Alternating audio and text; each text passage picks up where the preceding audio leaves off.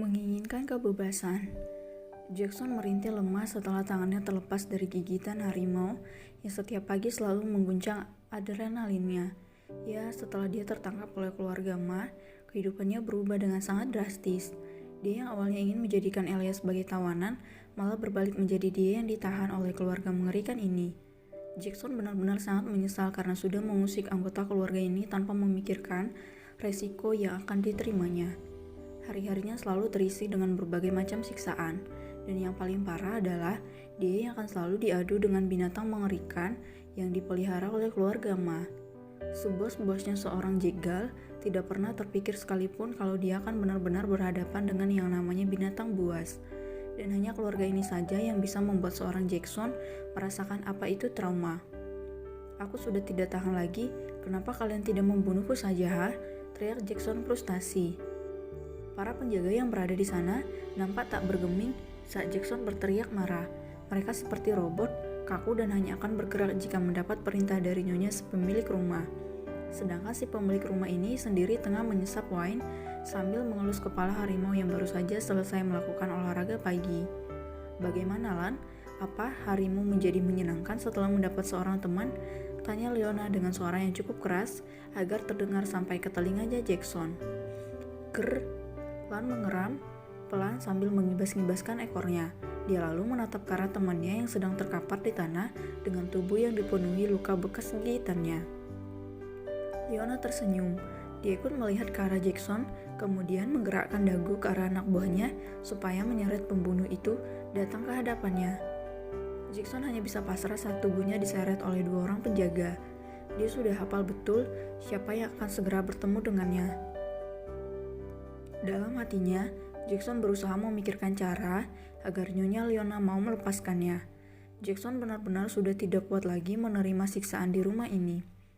"Ada yang ingin kau katakan?" tanya Leona dingin setelah melihat tawanannya duduk berlutut di depannya. "Nyonya, aku menyesal telah menyinggung keluargamu. Aku mengaku salah," jawab Jackson melemah. "Apapun caranya, aku harus bisa membujuk wanita ini agar mau melepaskanku. Tak peduli meski aku harus merendah sekalipun, yang terpenting aku bisa bebas. Baru setelah keluar dari sini, aku akan mengatur rencana baru untuk membalas apa yang telah mereka lakukan padaku. Oke Jackson, sekarang fokuslah untuk menarik simpati wanita sialan ini. Gunakan kesempatan dengan sebaik-baiknya sebelum terlambat." Sebuah seringai kejam muncul di bibir Leona saat dia mendengar apa yang sedang direncanakan oleh Jackson. Masih dengan mengusap kepala Lan, Leona mengambil gelas berisi air panas yang baru saja diantarkan oleh pelayan. "Biur." "Ah, panas, panas, panas," teriak Jackson kemudian melompat-lompat sambil mengelap wajahnya yang baru saja disiram dengan air panas. Setengah mati Jackson menahan mulutnya agar tidak mengumpat saat dia mendengar suara kekahan yang keluar dari mulut wanita ini. Berusaha meredam emosinya, Jackson kembali duduk berlutut, mengabaikan harga dirinya yang sudah diinjak-injak dengan begitu rendahnya. Nyonya, kenapa kamu melakukan ini semua pada aku? Aku sudah mengaku salah, tapi kenapa kau tahu juga membiarkan aku pergi dari sini?" "Membiarkanmu pergi?" tanya Leona mengulang perkataan Jackson. "Asal kau tahu, Dr. Jackson, aku sengaja menahanmu di sini karena aku merasa kasihan pada Lan. Dia selalu sendirian dan kebetulan kau datang mengacau di keluargaku. Jadi ya sudah, daripada membuang uang untuk membeli harimau lagi, lebih baik aku gunakan saja apa yang ada. Dan sepertinya kau akan lama berada di sini karena Lan menyukaimu. Dia bilang kau sangat energik saat berolahraga bersamanya tadi." Jackson langsung menelan ludah begitu dia sadar kalau kesempatannya untuk bisa bebas dari tempat ini sangatlah kecil. Tapi dia tak ingin menyerah begitu saja. Jackson kembali memikirkan cara lain untuk membujuk wanita ini. "Nyonya, bagaimana kalau Nyonya memperkerjakan aku sebagai seorang pelayan Nyonya saja? Aku menerima apapun posisi yang akan Nyonya berikan padaku. Aku sudah tidak kuat lagi hidup seperti ini, Nyonya. Aku mohon tolong, pertimbangkan tawaranku," ucap Jackson sambil mengatupkan kedua tangannya ke depan dada.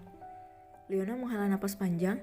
Dia kemudian menyesap poinnya, menikmati minuman enak itu dengan mata yang setengah terpejam. "Nyonya Leona, aku mohon tolong beri aku sedikit kebebasan. Aku bersumpah tidak akan pernah melawanmu. Aku akan benar-benar patuh dan tidak akan mencari masalah lagi. Aku janji Nyonya, tolong bebaskan aku," desak Jackson tak sabar. "Dr. Jackson, pelayan di rumahku sudah sangat banyak, jadi aku tidak membutuhkan tenaga baru untuk membantu pekerjaan mereka. Dan juga, Ucap Leona kemudian menunjuk ke arah kaki Jackson. Di bawah kakimu itu terdapat ruang rahasia di mana orang-orangku bekerja mengawasi semua hal yang berhubungan dengan seluruh keluarga besarku. Apa kau pikir kau bisa menipuku dengan berpura-pura ingin menjadi seorang pelayan? Aku tidak sebodoh itu, Dr. Jackson. Sepertinya kau tidak benar-benar mengenalku sebelum membuat kekacauan. Jackson mati kutu.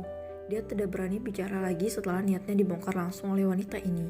Hilang sudah impiannya yang ingin segera menghirup udara bebas seperti sebelumnya. Nasib akhirnya akan benar-benar tertelan habis di tangan keluarga gila ini. Penjaga, panggil Leona. Ia nyonya besar, suntikan cairan ini ke tubuhnya. Setelah itu beri dia makanan yang paling enak dan juga bergizi tinggi. Tubuhnya terlihat sedikit kurus. Aku tidak suka melihat tawananku tidak sehat. Perintah Leona sembari menyodorkan botol kecil yang berisi cairan tertutup. Jackson yang menyadari arti dari ucapan wanita ini segera beringsut menjauh.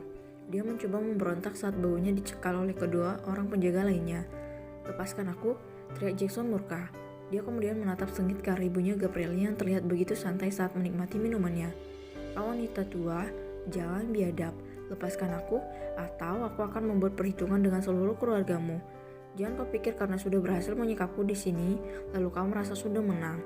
Ini belum berakhir, Jalang. Seorang jegal tidak akan mati semudah itu. Oh ya, saut Leona dengan senyuman mengejek. Kalau begitu bersiaplah. Aku ingin memeriksa apakah benar kau kebal dengan kematian atau tidak. Leona meletakkan gelasnya di atas meja kemudian mengambil senjata api yang terselip di pinggang anak buahnya. Dengan santai, Leona menarik pelatuk pistol kemudian mengarahkannya ke perut Jackson.